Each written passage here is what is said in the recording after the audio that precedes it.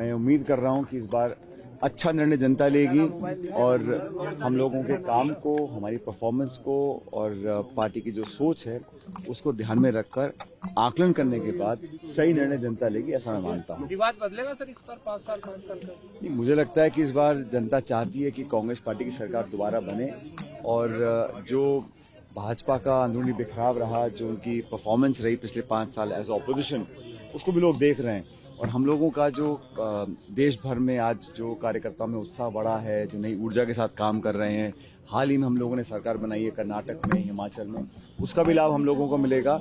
और पार्टी, हमारी सोच, हमारा जो आगे का विजन है प्रदेश के लिए 5 साल का, उसको लोग आंक रहे हैं, देख रहे हैं।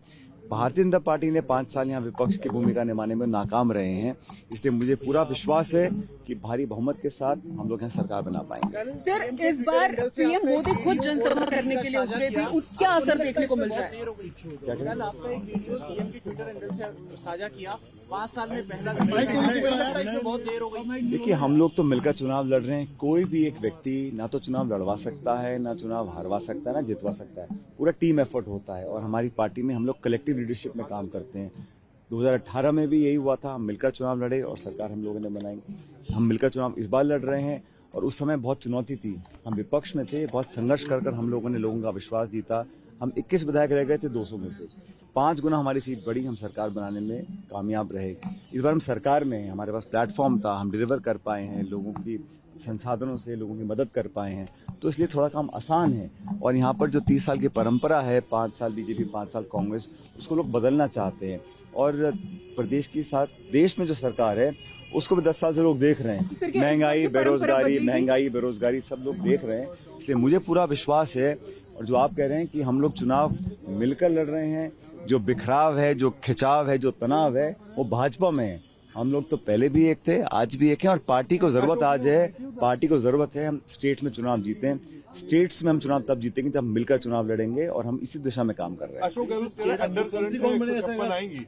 देखिए, मुझे लगता है कि हम लोग बहुमत ला पाएंगे, इसके अनेकों कारण हैं, लेकिन मैं भविष्यवाणी इतनी कर सकता हूं कि मुझे जनता के वोट पे, जनता के विवेक पर विश्वास है। हमारा जो रिस्पांस कैंपेन का रहा, राहुल गांधी जी आए, खड़गे साहब आए, प्रियंका जी आए, तमाम रैलियां की पूरे प्रदेश में, उसका एक अच्छा इम्पैक्ट किया।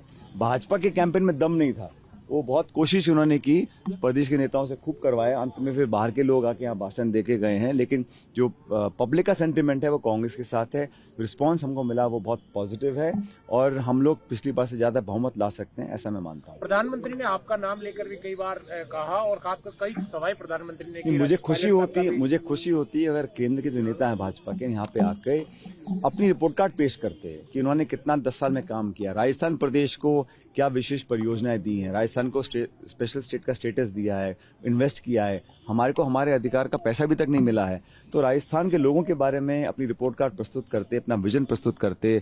हम लोग बात करते हैं नौजवान की, किसान की, बेरोजगारी की, महंगाई की, शिक्षा की, चिकित्सा की, सड़कों की, उसकी चर्चा नहीं करना है।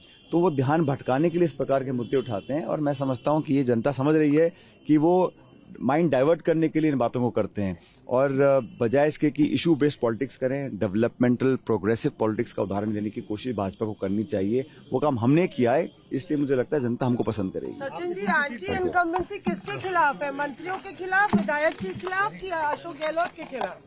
ऐसा है, एंटी इनकम्बेंसी थोड़ी बहुत अगर होती भी है तो लोग लार्जर जो पर्सपेक्टिव है उसमें लोग समझते हैं कि यही पार्टी, ये विचारधारा बेहतर है। मुख्य मुकाबला दोनों पार्टी के बीच में कांग्रेस और बीजेपी, और यहाँ पर राजस्थान में 2 ही प्रमुख दल हैं।